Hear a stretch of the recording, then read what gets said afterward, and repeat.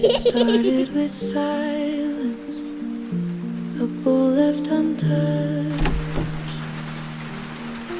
and footsteps I thought I knew, but they weren't yours.